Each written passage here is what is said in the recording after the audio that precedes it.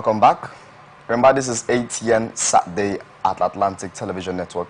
I still remain your host, King David Obasi, and we'll be taking you through the headlines of some of the stories that we have today.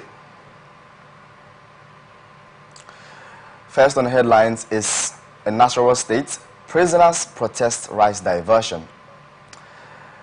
In education, 60% of children out of school, says Shetima. In healthcare, federal government set to repatriate experts board. A man finds out the pregnancy of his wife is not his. And in entertainment, Speed Darlington released on bail. In sports, we have Nigeria beats Libya to top group. And Diddy's jail time extends as trial starts 2025. Also, TikTok lays off hundreds to integrate AI. Like I said, I am David Obasi and I'll be taking you through some of these stories. With us this morning, we have a guest analyst, Ode Emmanuel. Emmanuel, how was your time on getting here? Did you find it hard, difficult getting here? How was your day? How did you start? Good morning, first of all. My time was okay. It was a smooth ride getting here. So. Oh, yeah. So we'll be having his 10 cents in some of these stories. Of course, it cannot be 2 cents because he has a lot of information to give us on some of these stories.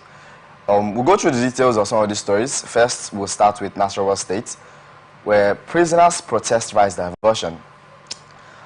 While the prison officials saw in the acts were physically attacked, the inmates started chanting a protest song, and it took the state controller and zonal coordinate to stop them. Inmates at the Nigerian Correctional Facility, which is the NCS, Medium Security Custodial Center in Kefi, which is a place in Nasarawa State, have protested against poor feeding. Multiple sources familiar with the incident told reporters that the inmates also accused officials of the facility of stealing of some bags of rice donated to them from the food store. A truck of rice was said to have been donated by a philanthropist as palliative to the inmates, while the prison officials saw in the acts were physically attacked and where the inmates started protesting and giving some chants to protest against what had happened. He said, about 3 months ago, a truck with about 500 bags of rice was donated to Kefi, New Correctional Center. About 200 rice bags were shared amongst the staff, leaving 300 bags to feeding of prisoners whom the gift was actually meant for. A prison official familiar with the incident told reporters. He continued saying, about a week later, one Mr. Shagba, a senior officer of the rank of assistant controller, advised the then officer in charge of the station, DC Lamia, who is retired, to corner the remaining bags for himself. Mr. Shagba urged the then officer to charge Mr. Lamia that why would he use all the bags of rice to feed common prisoners. That was the exact word he used. He continued saying, the officer in charge then told him that since the rice was already put in the food store, which houses prisoners' foodstuffs inside the prison yard, removing it would lead to protest by the prisoners. Mr. Shagba then assured the officer in charge not to worry about that, as he promised to arrange some junior officers to move the rice from the store in the night. Mr. Shagba did arrange some officers and move the rice in the night to the officers in charge quarters.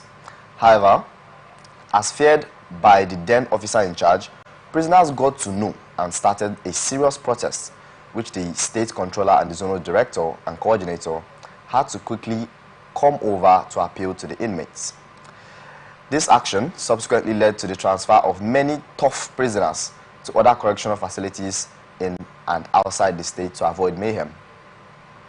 A few days later, Mr. Lamia, the then officer in charge, which is now retired, and one Dr. Alaji Thomas, now the Deputy Controller of Corrections, was transferred to replace the outgone one. And a few days after Dr. Thomas took over, another truck of rice was donated to the prison again. However, this time, Mr. Shagba ran to the new officer in charge and advised him not to load the rice in the food store, narrating to him what led to the prisoners' protest recently. Hence, the content in the truck was offloaded into his staff quarters. And as we are talking now, the bags of rice meant for the prisoners are not in the food store, but the officers in charge quarters. A very strange incident indeed, where this kind of things happen. But first of all, let's first see how Ode Emmanuel feels about this, first of all, before we get to properly move on to other matters. This is a really funny one. Food stuff that was meant for a certain group of individuals that are already in prison are now being diverted. What do you think about this story? These are one of the many issues we face in the country. Yeah.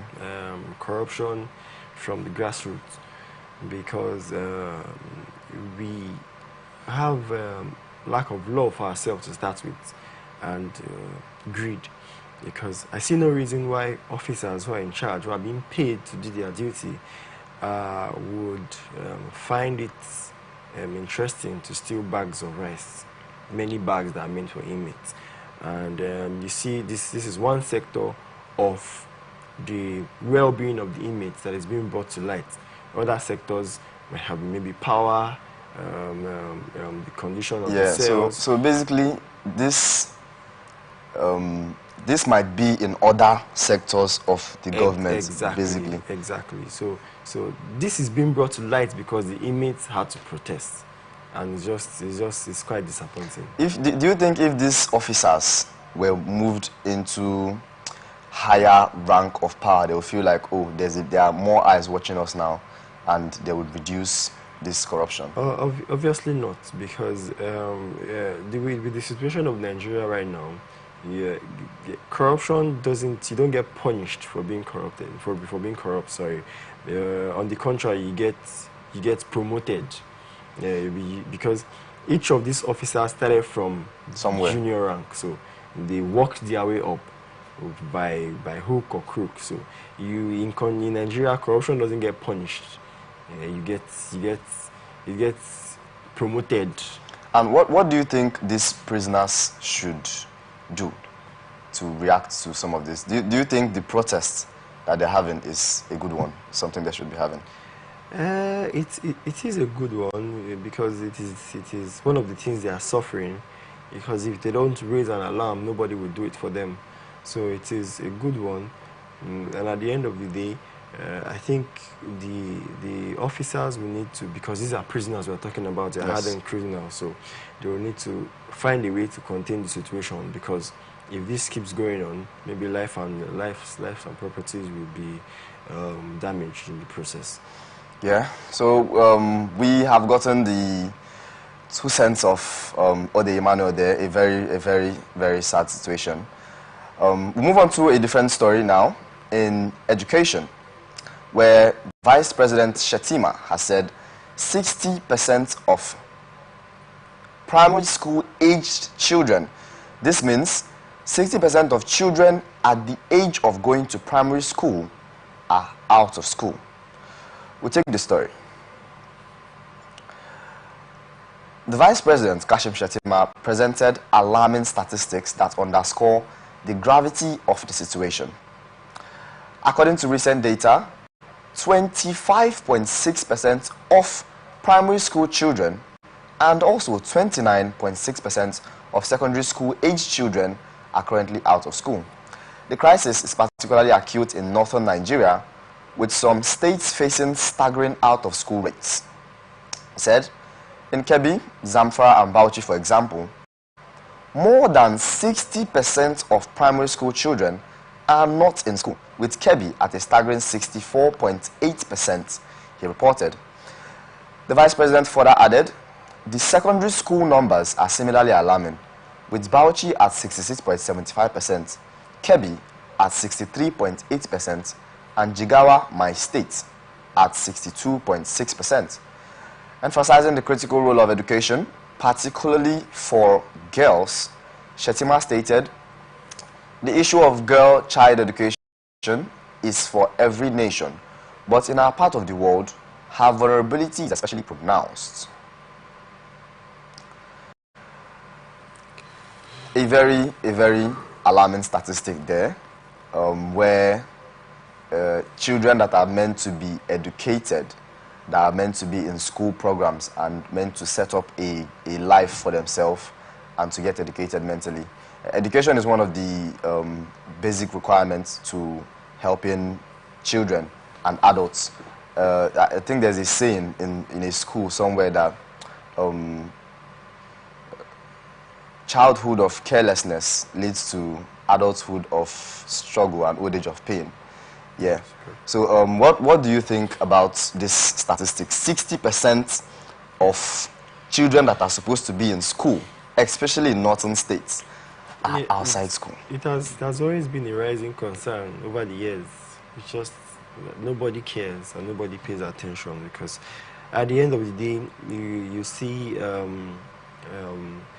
past governors, they come and they bring yearly budgets whereby schools or budgets being meant for infrastructures of schools and standard of living in the schools are being taken away, are being stolen. So over the years, you see the standard of schools, for example, the classrooms and everything, they are not in shape to have these children study. So I was opportune to be one of the northern states, and you'd be disappointed. Oh, you served there? Yes, I was posted to Bauchi. But then along the road, when you go, you see things. Like I passed through Plateau, for example. You see little children being taken to farm as early as in the morning, and that's the way of life for them. So education is not something that they prioritize, because at the end of the day, they feel there is no cost for it. And it is sad, because over the years, the northern states used to be one of the most recognized states when it comes to education. They had a lot of good scholars like Tafawa Balewa, Ahmadu Bello, and the rest. But it's disappointing that the people you have now are not just concerned about education. They're not concerned about the people in general. They just care for themselves and for their families. And when these people come into the society, you see that they have little or nothing to offer. Maybe insecurity, and anywhere they find themselves. Do you think that this alarming statistic, especially in the northern states, is what leads to increased banditry activity in such states? The fact that most children are not in school. Yes, yes. I mean, when you look at it, a child that has nothing to do, the mind is not engaged, and they live in poverty, maybe little or nothing to eat, and when they're supposed to be in school, they are around the place, maybe doing one or two things, and you have a couple of people just come and offer them penny or a better life than what they are having right now. You see, they jump on the opportunity, not knowing what it is and not even caring what it is. So that's how you see they recruit little children to do their biddings. And that's why I say over time, if his care is not taken and if it's not properly looked into, it's only going to get worse, because we are struggling about banditry now. The more of bandits that you kill, or the more bandits you kill, the more they are going to recruit, because you have children like this that are outside. Endless resource. So they have an endless resource with little or nothing to offer the children, but they, on the other hand, see it as a good opportunity. Since there are less presence of female activity in banditry issues, there are barely any females. How do you think this affects girls? It affects them similarly, because you have issues of rape, you have issues of unwanted pregnancies, you have issues. You see a lot of them. They don't care about school anymore. They are seen as the prize or assets or a thing, so no value for their lives. So you see a young girl which is supposed to be in school is being given out in marriage, and sometimes they're not even given out in marriage, they are taken. So the quality of living or the standard of living there is very poor. So the girls also suffer, if not more. They do suffer too. Does this encourage people in the north and other parts of the country to leave the country? Yes, I mean it does. It does. You see it in your everyday life. You see them coming by truck. You see them coming by buses to different states, and they spread wide across other states, so they could get a better living than what they have there. So you see, it's the daily way of life. You see them leaving the states daily. Okay, that is a very alarming statistic. 60% of children that are supposed to be in primary or secondary schools are not in schools. We do hope that the people in charge of this parts of the government in education and other sectors in the north, the south, and other parts of the country could get to look into it and address these different concerns to raise up proper youths that have something to look forward to and proper jobs, so their minds are occupied and not faced to do other things that would hamper. Because when Shetima made these statements, he said there are like a volcano waiting to explode, meaning in future they might turn to other vices that are not very legal. Move on to the next story now, where federal government is set to repatriate expert board. In the story in detail, federal government has introduced the Nigerian Health Professionals in Diaspora Plus Engagement Program. It's aimed at addressing the brain drain in the health sector by repatriating the expertise of Nigerian health professionals abroad. During the Diaspora Stakeholders Forum in Abuja, Dr. Tunji Alausa, Minister of State for Health and Social Welfare, emphasized that the program's primary goal between Nigerian professionals in the diaspora and their counterparts in Nigeria. The achievement of universal health coverage has been significantly hampered by the persistent immigration of our healthcare workforce. However, this initiative offers a chance to reverse the trend of brain loss, he stated. The program is part of the government's 4-point strategic health agenda, which focuses on reforming healthcare through improved governance, value chain development, health security, and quality health systems. Dr. Alausa urged participants from the private sector and international partners to support the initiative and encouraged medical professionals abroad to invest in clinical research, biomedical technology, and telemedicine to bridge gaps in delivery of health. Dr. Ibrahim Wada, founder of the NISA Premier Medical Group, underscored the significance of public-private partnerships, which is the PPS, in enhancing healthcare. He stressed the importance of engaging local communities and building capacity at the grassroots level, noting that effective management is crucial for providing high-quality healthcare services. He said, effective management creates a seamless experience for both healthcare professionals and patients, not just modern equipment, he said.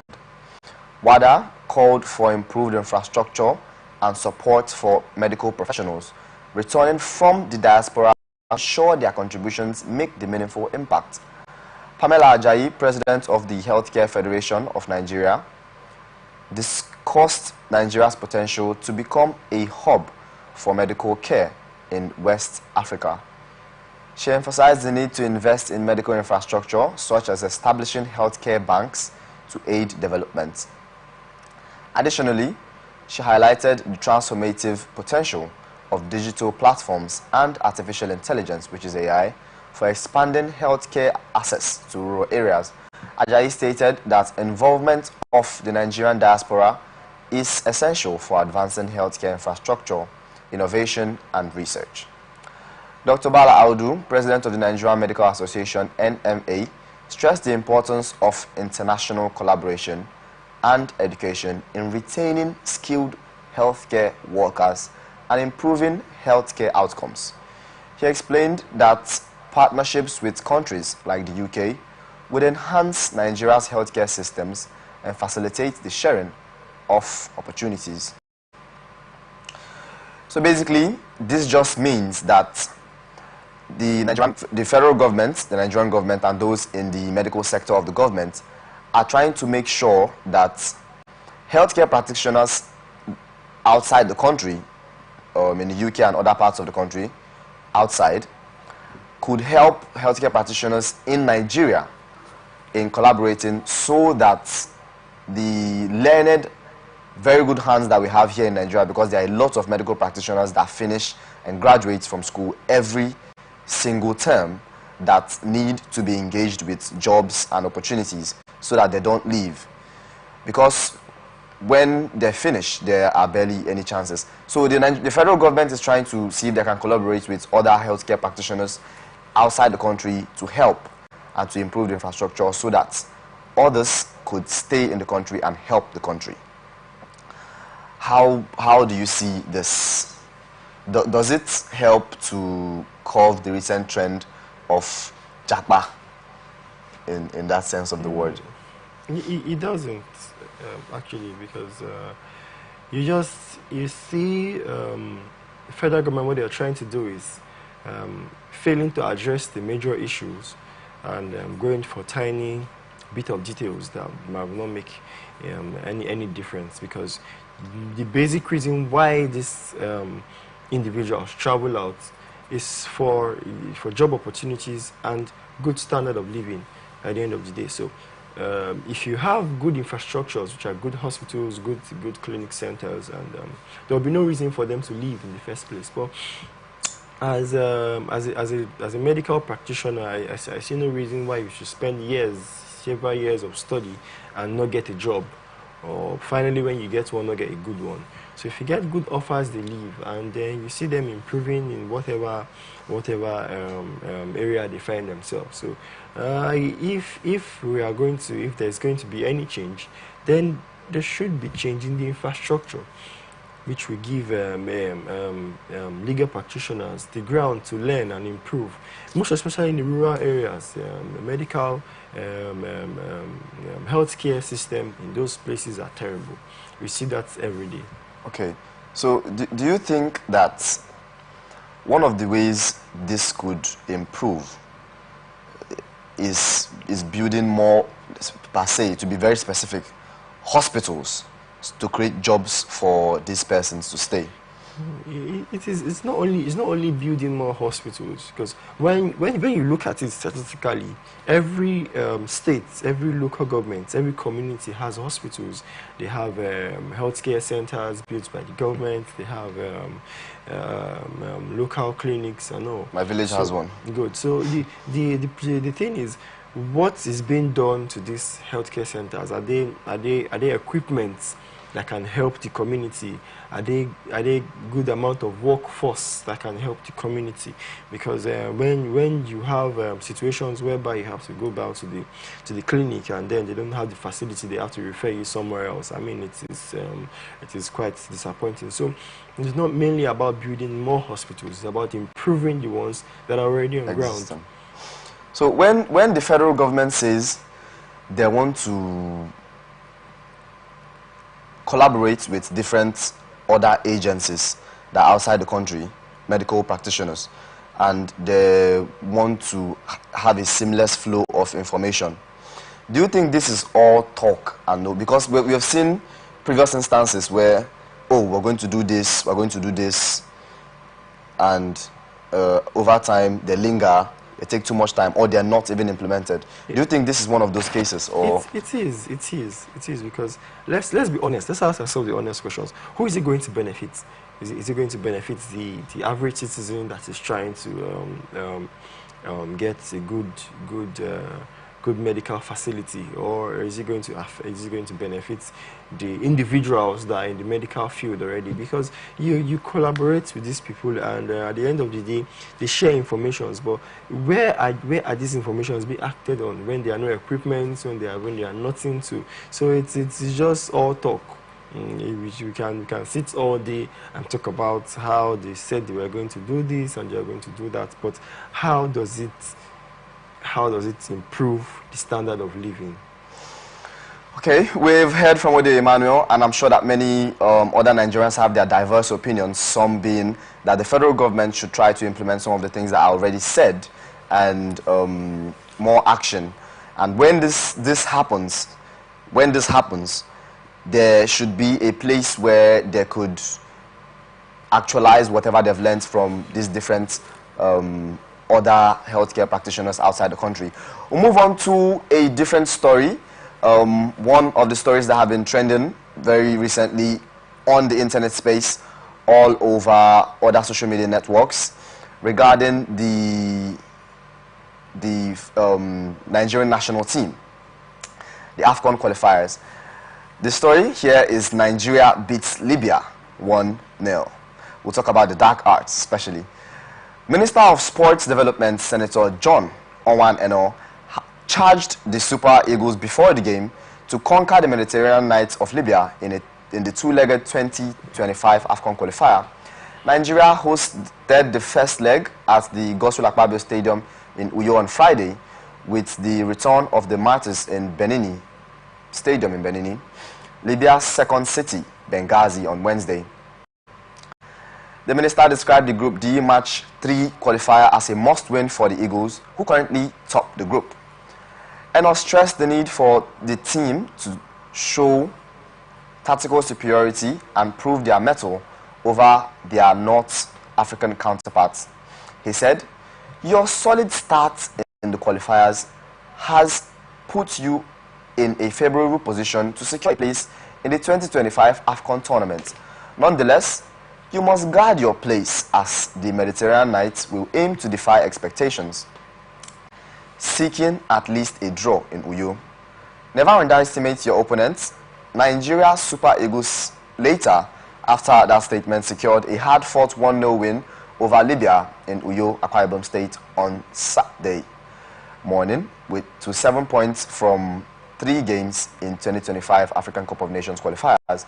Libya adopted a defensive strategy aiming for a draw, playing a 5-4-1 formation, but Nigeria's persistence paid off in the 86th minute as substitute Fisayo Delebashiru converted Simon Moses' cross, sending the Godswill Akpabio International Stadium into jubilation.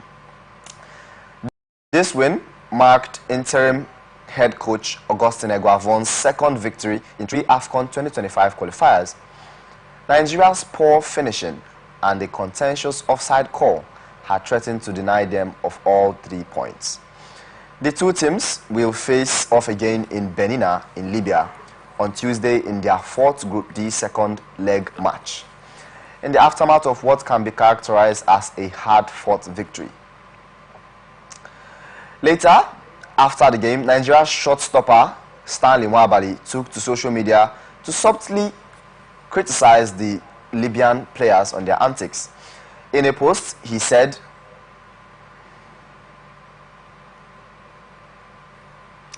in a post on Twitter, he said, "Who come wise pass?" with a question mark. The post featured a laughing emoji along with an eagle and the Nigerian flag.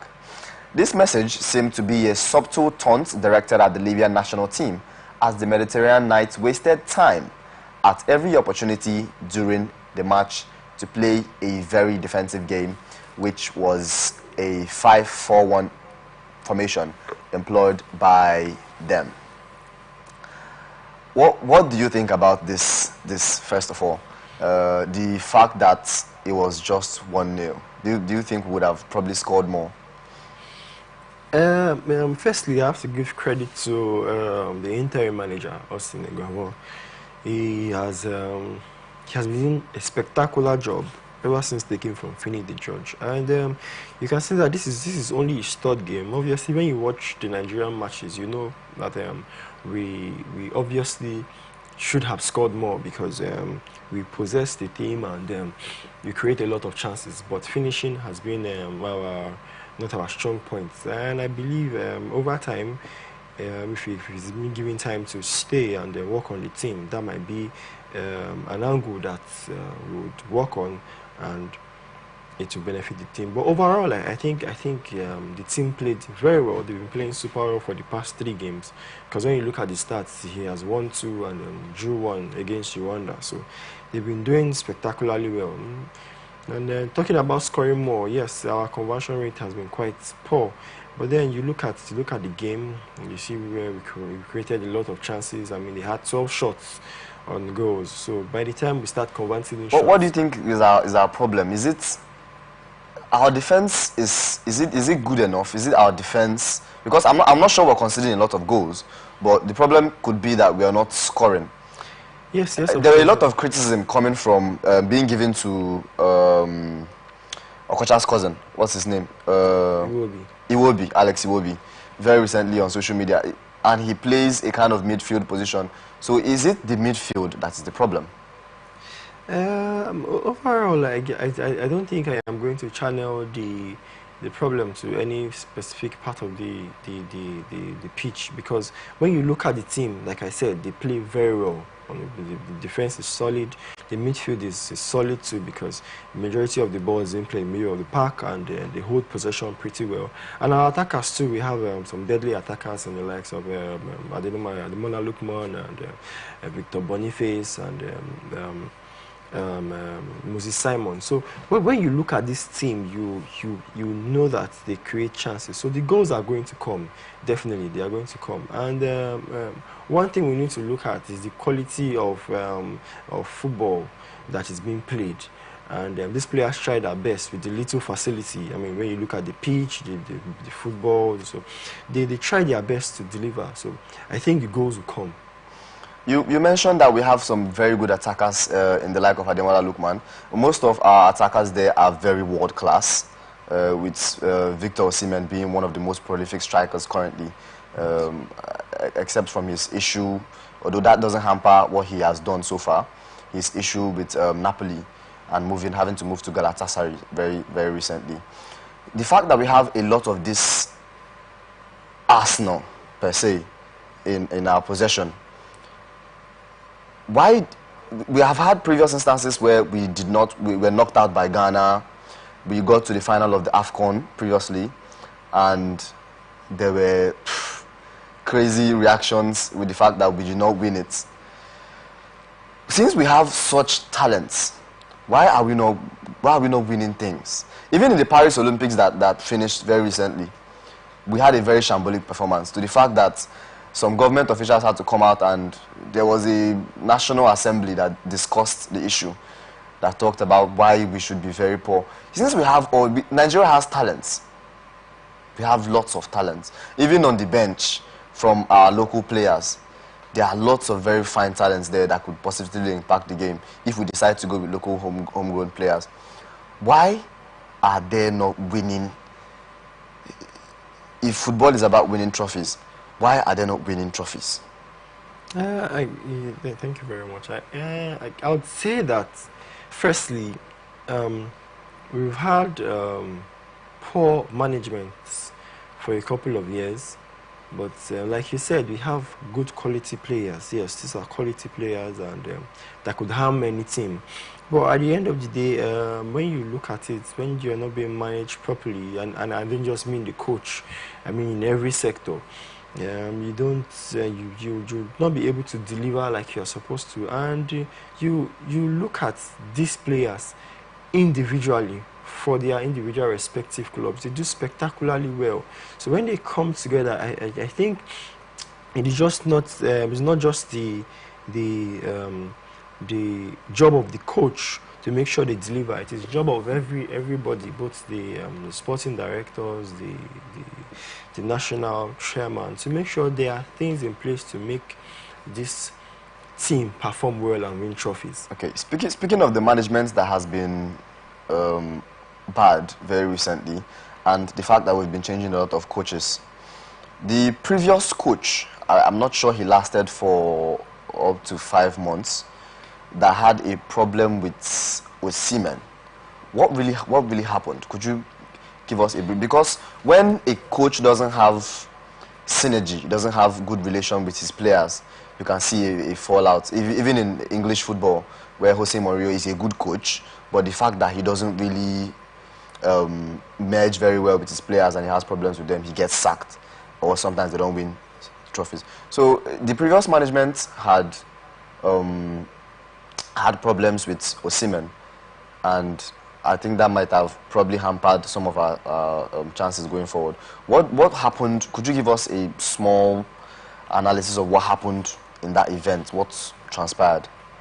I think it was a matter of discipline, and I don't just mean from the players themselves. I mean from the coach and every other person. Because when you look at it, Finidi during his time, obviously I wasn't opportune to watch him, but the stats say he was a world-class player.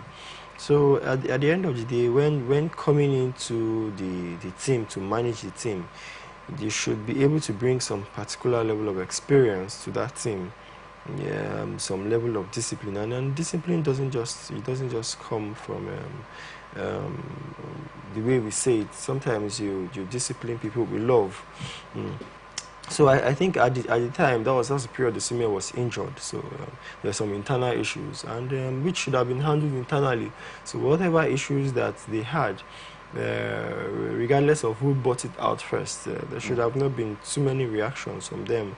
They should have just tried to handle it personally, maybe a phone call or a meeting or whatever. What was the issue? I think at the time Osimhen was injured, so he went to his doctor, I think in Germany. So they actually had to show Finidi the scan that he was not, he would not be able to play for the qualifiers at the time. So for some reason, when Finidi was being interviewed, I think he made a comment that was pointed at Osimhen. So that led to some reactions, some heated reactions. And like I said, these are things that could have been handled internally and not just being brought to light in the way that it was. But when you look at this current manager, because Austin, he has experience with the team. He has obviously managed the team in different times when he's been called upon, and he has done spectacularly well. So you look at the synergy of the team, look at the synergy of the players, you see them playing as one team. So it's just a matter of time, and they're going to start delivering. Well, Finidi George made a statement and said he would not beg any player to play for Nigeria, and that was an inciting statement that was made directed at some players that were not fully fit, having already knowing that these players were not fit, and that brought about some rancor. We don't encourage that going forward in the Nigerian national team. Well, finally, what are you expecting? What are you expecting going forward? Do you think we're going to lose our next game? No, I don't think so. When you look at this team, we currently have the best quality of players, I think I would say in the world, not just in Africa per se. So when you look at them, you see if you can be able to have a coach that can put them right together. Yeah, and that is what Austin Egawa has been doing. He has been doing a spectacular job to put the players right, not just on the pitch, off the pitch too. So you see them delivering. Even the game against Rwanda that were not able to score goals, you can see that we played good football. We're always pressing the team, and so over time, yes, football is a game of win and lose. So you're going to lose some, but at the end of the day, I see this team going far. Since management is the issue, if you could pick any manager in the world to manage the Nigerian national team that you could trust, who would you pick? Finally, I think I'll still go with Austin Egawa currently. In the world, yeah. You have the likes of Pep Guardiola, you have Thomas Tuchel, you have Maresca, and you still go with Egawa. In situations like this, I wouldn't go for wishful thinking. Okay. I would go for what I have. Okay, yeah, facts are not wishful thinking. Well, this is Atn Saturday live in the city of Port Harcourt. I am your host, the most King David Obasi, and we'll take a short break. When we return, we'll discuss some other matters that would catch your fancy. Stay with us.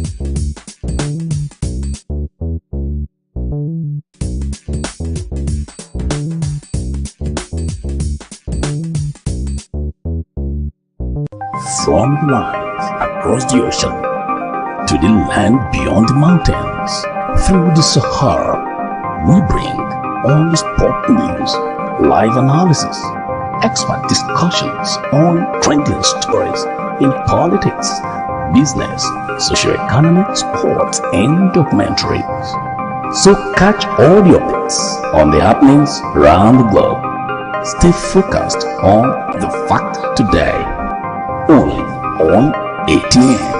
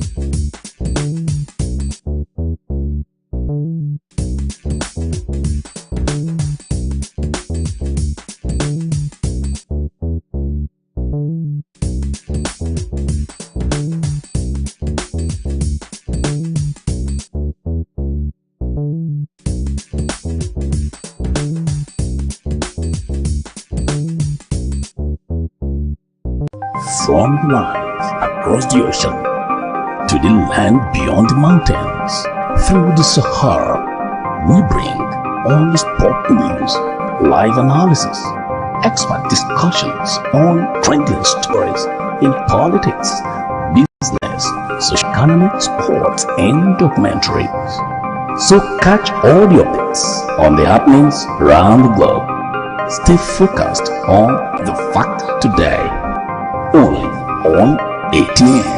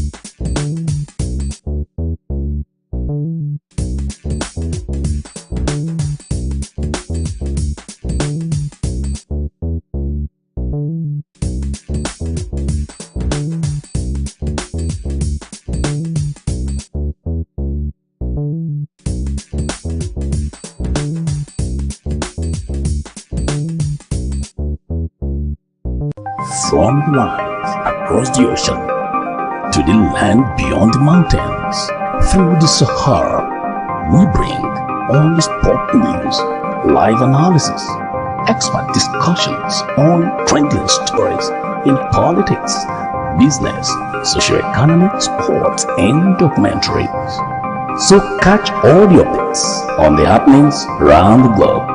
Stay focused on the fact today, only on ATN.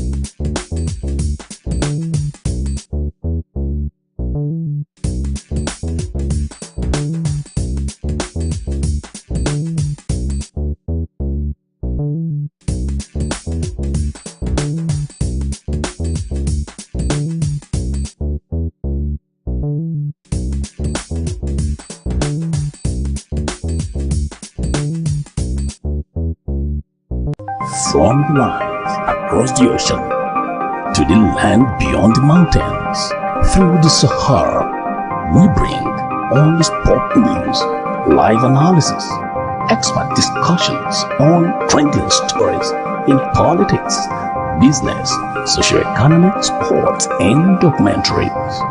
So catch all your bits on the happenings around the globe. Stay focused on the fact today, only on ATN.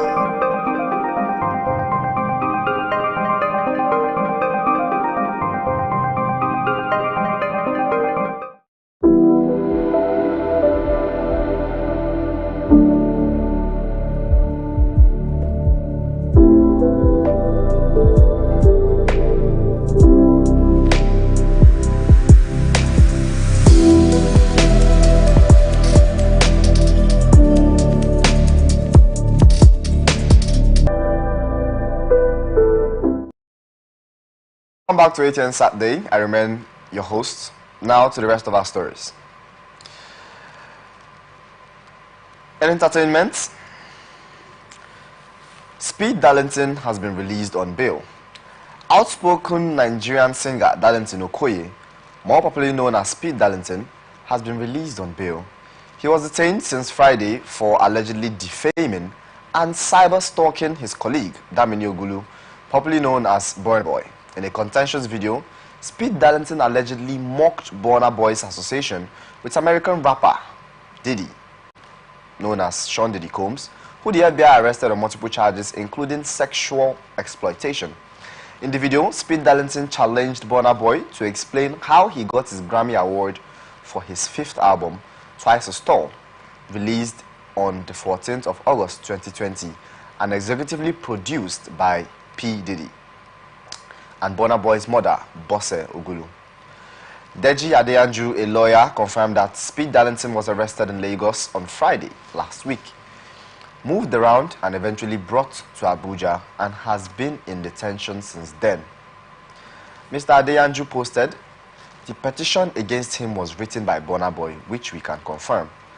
The singer was released on Tuesday night following an intervention by Mr. Adeyanju after meeting the bail conditions set by the police at the Intelligence Response Team, IRT department in Abuja.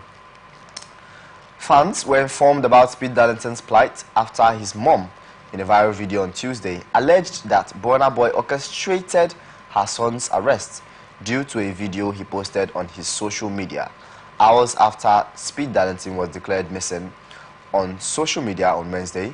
Burna Boy posted on his X a thought-provoking tweet saying, "Who is missing?" The tweet prompted widespread speculation, many alleging he may have been connected to the controversial singer's disappearance. Burna Boy has yet to respond to the allegations as of press time. So basically, this stemmed from a lot of things that have been happening very recently, from the fact that Sean Diddy Combs was arrested on multiple charges, including sexual exploitation and a lot of other activities that involve around Cassie, his girlfriend, Cassandra, a singer, and the fact that a lot of artists have been linked to him, and this prompted Speed Darlington to make alleged claims that his recent album was sponsored by P. Diddy.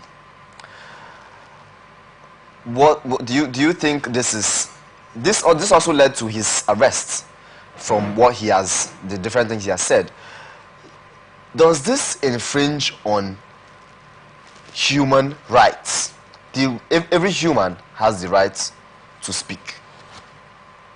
Yes, I think every human has the right to speak, but the quality of your speech, there are some defamatory speech, there are some speech leads in accusations and stuff. So when it comes to popular figures and celebrities, I think they are more careful with what they say, because whatever you say can be labeled against you by your fans and the rest. So this is something that I would have done if I was in Burna Boy's shoes, because this was an accusation. But the manner at which you went about it, you know, this is what we have in Nigeria.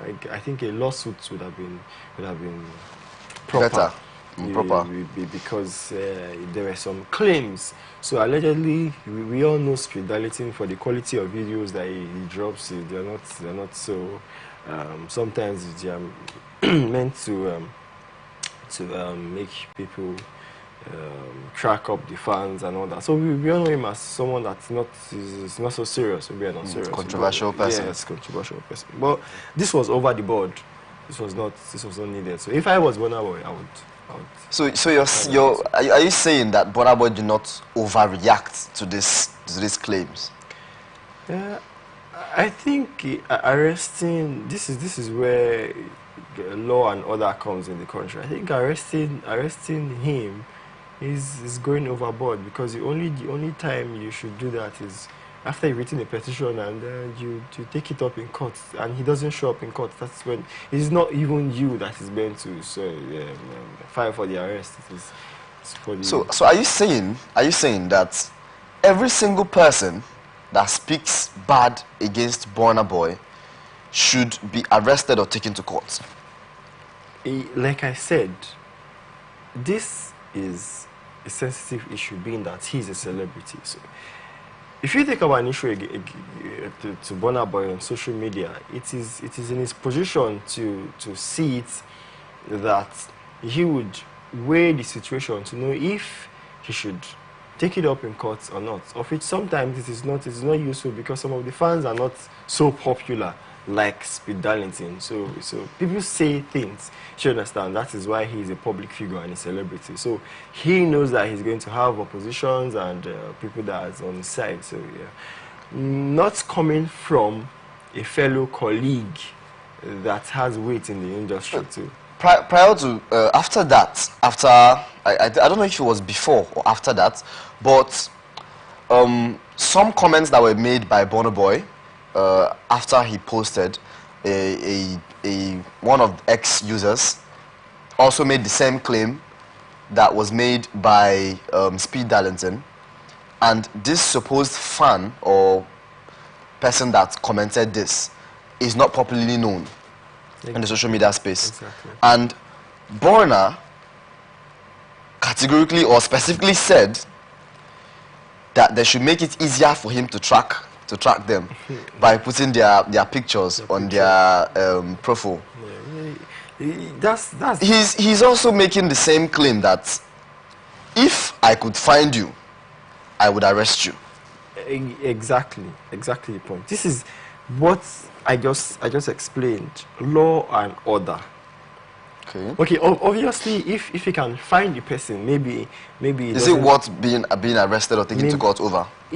Sometimes it is because his image is being trampled upon. So I think to an extent, if you say something about a public figure, not just a claim, you allegedly say it like you are so sure, you should be able to provide evidence. So that's the reason why you are being taken to court for you being charged for defamatory statement, because you can't just come to the public and make claims. You should be able to prove it. That is why I want to take you to court, so you can clear the public, because if he doesn't do that, I mean, it's not just these fans. The fans can say whatever. Fans always say, but when it comes from a fellow person in the industry. Okay. So on one hand, you're saying the fans can say whatever they want to say, and on the other hand, you're saying that if those fans say whatever they want to say, they should be taken to court. No, I am saying it is in his position to sue who he wants. To sue who he wants, because at the end of the day, he has a legal team, yeah. Yes, and he has manager. So it is in his position to ask himself if this is what's going into. Is this fan what's taken to court? I mean, they just say things. People say things. I mean, yes, of course, it's people on social media, but at the end of the day, is this person worth it? I mean, if he wants to take the fan to court, he is right to do it, because there are some claims that have been made, so I can make a defamatory lawsuit. Okay, apart from being right to do these things, is it something he should... With a person that is as popular as he is, there are statistics that show that he can be factually said to be the most successful or most streamed Nigerian artist in the world right now. With the millions of fans he has, is it right for him to go about suing everyone that makes defamatory statements? Because a lot of other famous persons, Elon Musk owns Twitter, he comes out, he makes posts, and a lot of politicians and fans attack him on... yesterday he made a very big he unveiled something, a creation by himself, and he got a lot of backlash, with people saying it could be hacked or whatever. And as a famous person that Burna Boy is, should he not just take these things with a pinch of salt, knowing that heavy is the head that wears the crown? Definitely. You don't. I think this is just a little misunderstanding. He has been taking it with a tiny pinch of salt from the public, but there is a different degree when it comes from a fellow celebrity per se. He made the claim also to arrest somebody that was not a fellow celebrity. I think meaning, if he could find that person, he would arrest him. And the person was not a celebrity. I think we all know that sometimes things are being said. I mean, he might do it. I mean, if he wants to do it... Should he be doing it? He shouldn't be doing it. Okay. You don't understand my point is, he shouldn't be doing it. But at the time, I don't think before now we've ever heard about Burna Boy maybe arresting somebody or finding lawsuits, and he has been backlashed several times, especially for this is his recent album. He's very used to taking most of these things with a pinch of salt. Exactly. He's a person known for enjoying banter on social media. Exactly. And not taking it very seriously. Exactly. But this is with the fact that he took this one very seriously. This is a does that now... Can we now say he's feeling guilty about some of these things? Does it now prove that maybe this is the truth of the things said by Speed Darlington? This is a psychological thing. If he doesn't react to it, it might be that is the truth.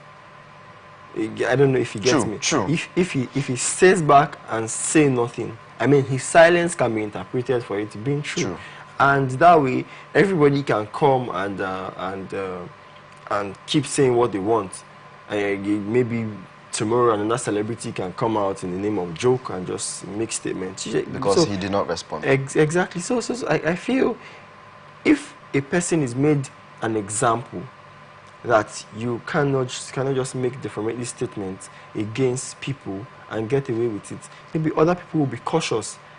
I don't think this applies to the general public, but this is on a different degree because it is from his fellow celebrities, his fellow celebrity in the industry. So you can't just come out and say a statement as heavy as that against your fellow colleague. Well, there has been hands pointed to both parties as relates to this incident. The fact that Speed Darlington went on social media with the millions of fans that he has all over social media to make claims that were not founded, allegations to a fellow musician and a fellow celebrity, Burna Boy. He also went as far as making derogatory remarks to his mother, Bose Ogulu. It's not something that should be advised in the celebrity and music Nigerian space for growth to take place. We'll move on to the next story now, where paternity fraud. This one says, man finds out pregnancy of marital betrayal on a popular radio show hosted by Oriyomi Hamzat. The program provided a platform for the heartbroken man to express his emotions and to seek help. According to the businessman, his wife's infidelity during his frequent 3-day trips of business led to her pregnancy. The father's child, identified as Korede, was allegedly familiar with the couple's residence, leaving the husband fearful for his safety.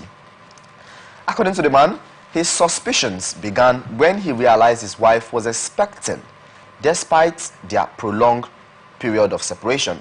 His wife's admission that Korede was the father confirmed his worst fears. The couple's 9-year marriage, which began in 2009, seemed to have been marred by trust. During the radio show, the husband expressed his distress, citing concerns of his well-being. Korede's knowledge of their home address heightened his anxiety, prompting him to seek public attention. Reactions as the man lamented over the infidelity. Video circulates sparked mixed reactions from Nigerians, with many condemning the wife's action and others offering words of encouragement to the distraught husband. A user of the internet gave advice saying, while commenting on the matter, she said, "Just forgive her and pray for her. Don't let the devil destroy your beautiful home. Take good care of her, please." A different user by the name Bebeto City Rock said, "See good people lose themselves because of irresponsible partners."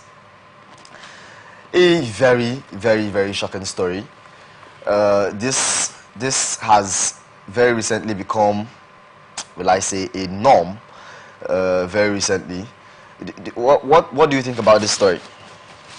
I think paternity fraud is one aspect that is not being taken as seriously as it should, because over the years, I think since 2020, like 4 years now, the issues of paternity fraud, I mean, they've been on for a long time, but I think with the recent reveal of DNA tests, paternity fraud has been the rates of which people commit paternity fraud has been really high. So I think because there are no stem punishments for this act, having the child for another man, she goes as far as giving him the address.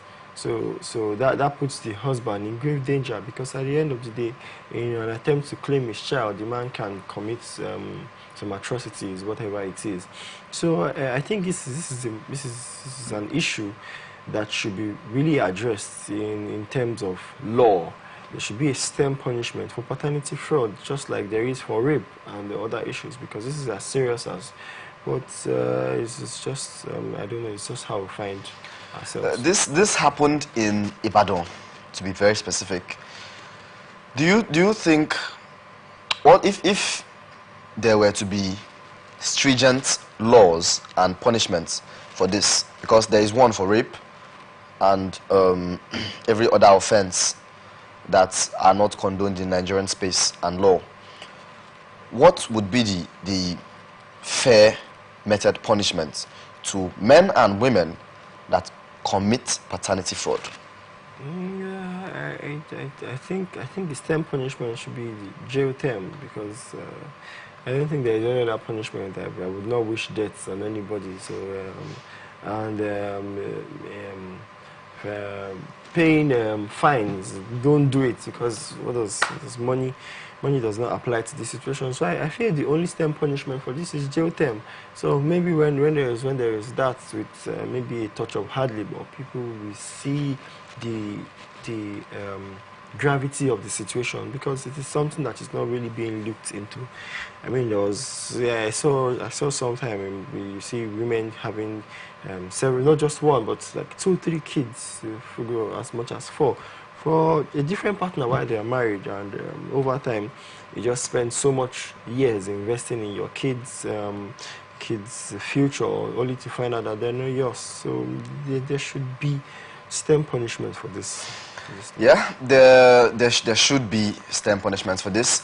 There have been alarming cases of people going as far as threatening to take their own lives after finding out that they've been in marriages for a very long period of time, and previous cases of a man that took his wife abroad and to the UK, and later found out that the children that they've had for a very long period of time and he has grown and taken care of are not his.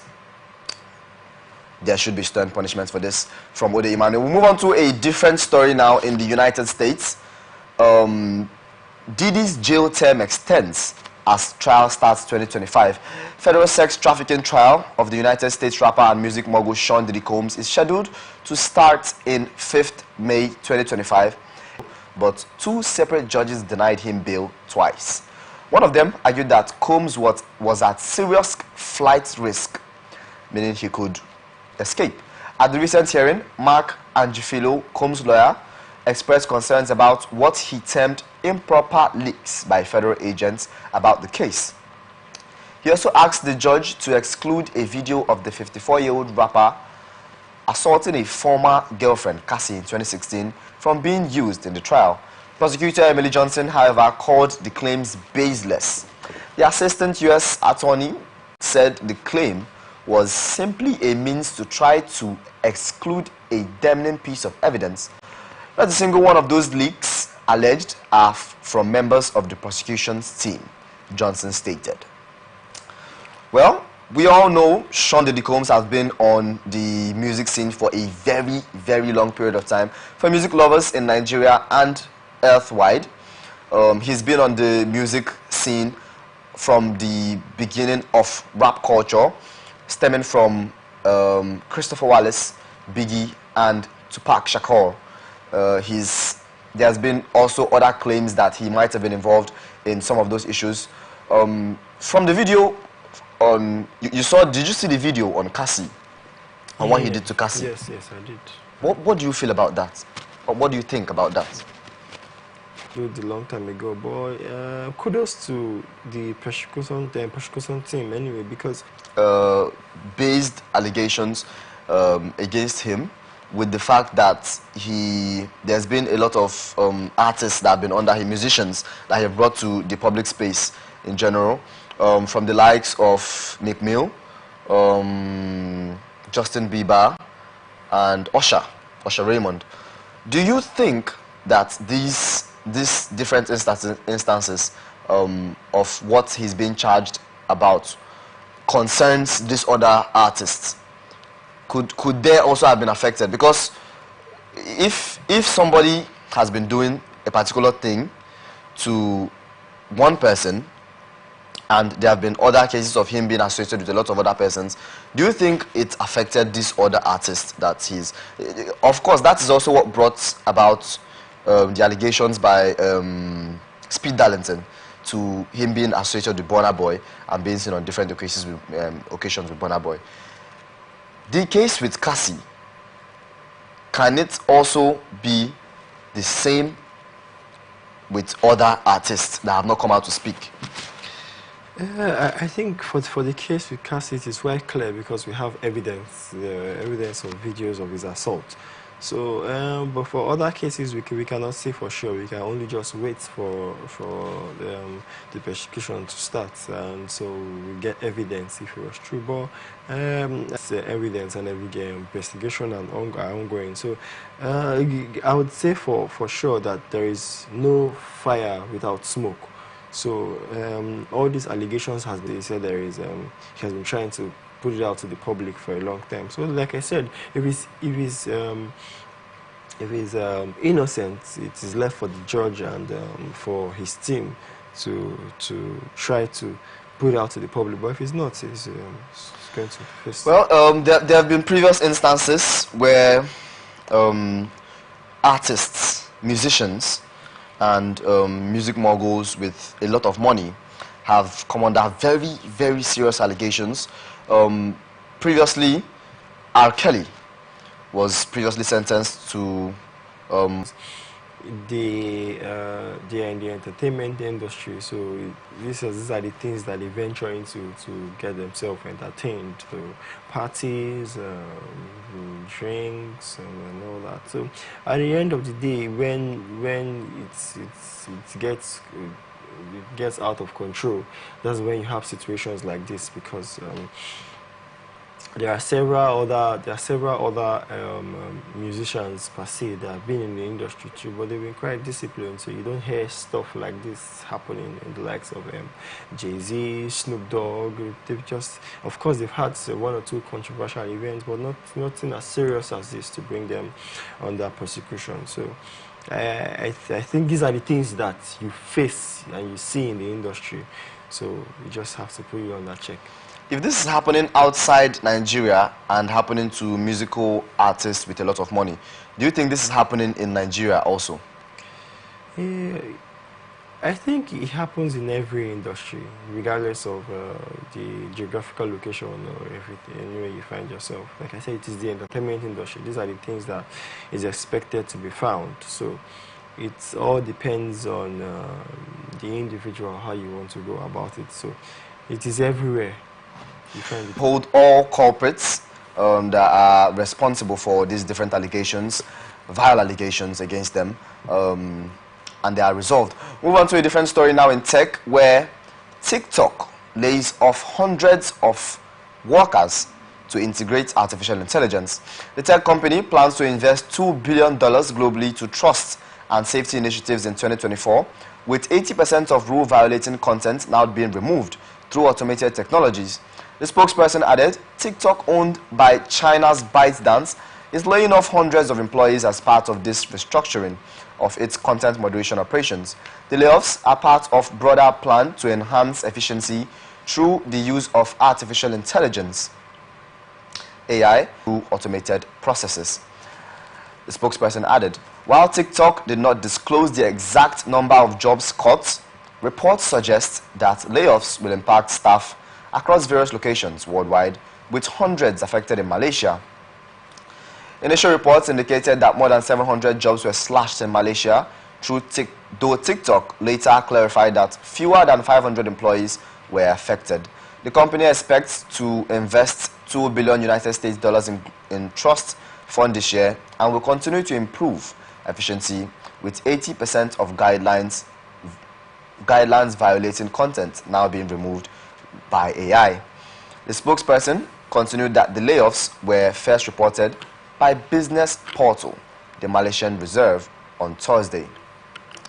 The job cuts occur as global technology firms face greater regulatory pressures in Malaysia, where the government has asked social media operators to apply for an operating license by January as part of an effort to combat cyber offenses.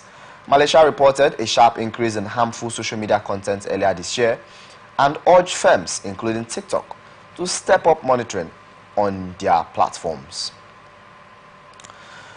One of the issues that brought about this forms and introduction of integration of AI was a disturbing video that trended on TikTok, where a lady apparently brought her baby and put in front of her camera in form of content and scared the baby with a doll, a very scary and loud doll, and this baby was screaming for a very long time, and the video wasn't taken down because it took some time for humans that worked for TikTok to find these videos, because there are more users than there are workers on the TikTok space.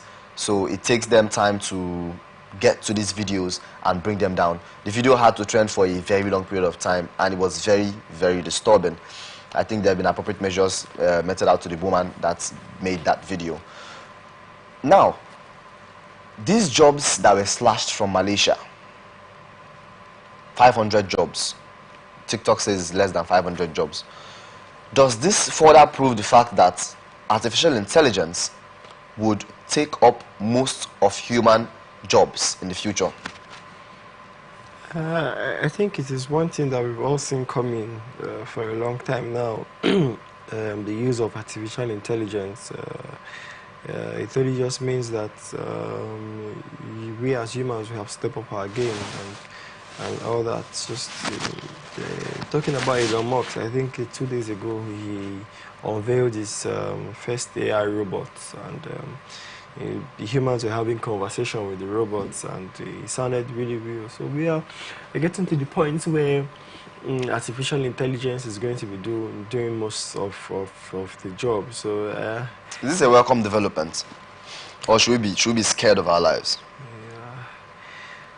Are we being taken over by computer? I wouldn't know, because they all come with their pro and con. But at the end of the day, in terms of employment, I think there's going to be a huge decline, because people would not want to spend so much on human resource anymore when they can get the job done by AI. So that is going to maybe be a problem in the future. But other than that, if I was to own a business and to own a firm that handles millions and billions of people all over the world, I would want to give it the best hands possible. So I think that is where AI comes in. So that's much. Does this not pose security risk? Because anything attached to, I'm a bit knowledgeable in tech. Anything attached to AI or tech in general could be hacked or compromised. You mentioned the previous innovations of some businessmen creating robots. If these robots start working amongst us and they are now in our homes, like they were marketed to us, and they are now in our homes and they are now our buddies, in that sense, they are now our friends, they help us do some house chores. Could somebody in India or wherever part of the world not just triangulate the different algorithms of these robots and hack them and start using them to... Could this not pose a security threat, or are we safe? It could pose a security threat. That is something that will be looked into by whichever board is in charge, because at the end of the day, whatever has numbers in the system can be definitely hacked into, as much as there are zeros and ones. So they have to be synchronized very well. That would just mean that they would definitely need to have a team. Of course, they have a team of crackers or hackers that would be in the maintenance background to make it as hard as possible to be able to penetrate. But just like you said, the risks are there. So we just don't know what to expect. COVID-19 opened our eyes up to businesses existing online instead of having a physical location. Because when this kind of things hit, pandemics, worldwide pandemics and issues, the best businesses that thrive are businesses that exist online. That's where we saw the global introduction of Zoom, making a lot of money because of that event, and other businesses losing and dropping staff or losing relevance in the space. How do... AI is going to come. AI is going to improve. AI will be here. I don't think it's something humans can fight anymore. How do we react to this? What do we do? Is this what should, since it's taking jobs, for example, in Malaysia, should people be scared of their jobs? Should people go into other ventures